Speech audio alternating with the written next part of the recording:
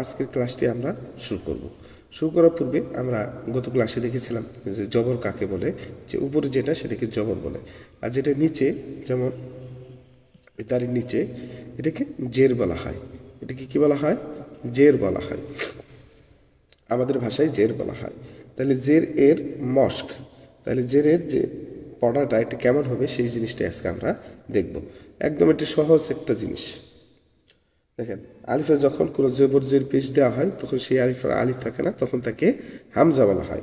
তাহলে এই আলিফটাকে আমরা কি বলবো? হামজা বলবো। তাহলে হামজা জের, হামজা প্রথমে কি হামজা, তারপর হচ্ছে জের, তারপর উচ্চারণ। প্রথমে হামজা, তারপর জের, তারপর হচ্ছে উচ্চারণ। তাহলে আমরা দেখি আলিফ জের ই, উচ্চারণ ই, উচ্চারণ ই, আলিফ জের ই, রস্য ইকার। বাংলাতে হিসেব করলে অক্ষর অনুযায়ী রস্য ইকার দিলেই জেরের উচ্চারণ মোটামুটি হয়ে যায়। কিছু কিছু ক্ষেত্রে একটু পার্থক্য রয়েছে।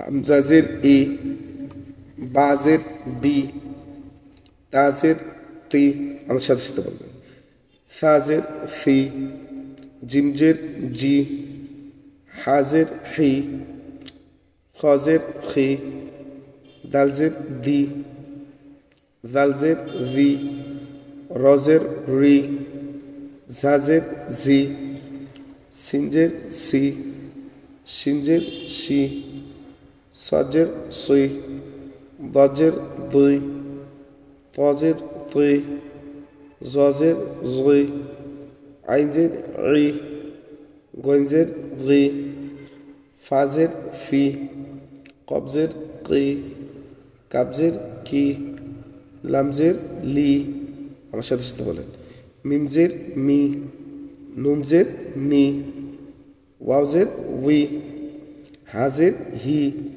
হামজাজের ই, ইয়াজের ই। তো এইভাবে যখন আমরা এগুলো প্র্যাকটিস করব তখন আমরা চলে আসবো এখন মুরাক্কাব, অর্থাৎ অক্ষরগুলো এখন এক জুড়ে বা একসাথে সাথে লেখা হয়েছে, কিন্তু হরকতের ব্যবহার ঠিকই রয়েছে। অর্থাৎ আমরা জেরের ব্যবহার দিয়েই এই ক্লাসটি ইনশাল্লাহ দেখব। আপনি যদি কি করেন, এই জেরের ব্যবহারগুলো এখানে কটা শিখেন ভালোভাবে, তাহলে কোনো অসুবিধা সব জায়গাতে যে আপনি উচ্চারণ করতে পারবেন যেখানে জের আসবে। তাহলে হামজাজের ই, বাজের বি, এটা হলো ই, এটা হলো বি, দুটা মিলে হলো ই বি, লামজের লি, ইবিলি, ইবিলি, সিনজের সি, জিমজের জি, সিজি, নুনজের নি, সিজিনি, সিজিনি, জালজের রি, কাবজের কি, দিকি, রজের রি, দিকিরি, দিকিরি, দিকিরি, ফাজের ফি, তাজের তি, ফিতি, রজের রি, ফিতিরি, ফিতিরি, ফিতিরি, রজের রি, ঝাজের ঝি, রিজি, কবজের কি, রিজিকি, রিজিকি, রিজিকি, ইবিলি, সিজিনি, দিকিরি, ফিতিরি, রিজিকি। আপনি কি করবেন? একটা করে পড়বেন। হামজাজের ই, বাজের বি, ইবি, হামজাজের ই, বাজের বি, ইবি, লামজের লি,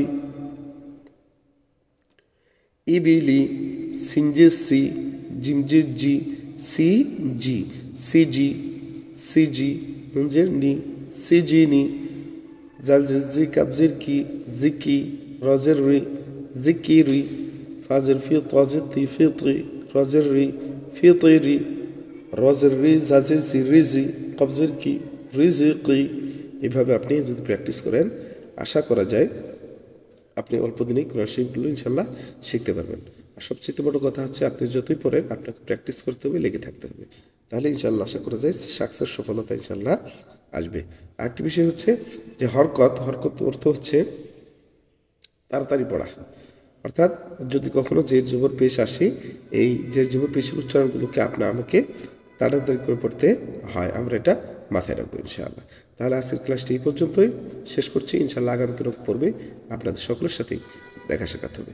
আসসালামু আলাইকুম ওয়া রাহমাতুল্লাহি ওয়া বারাকাতুহু।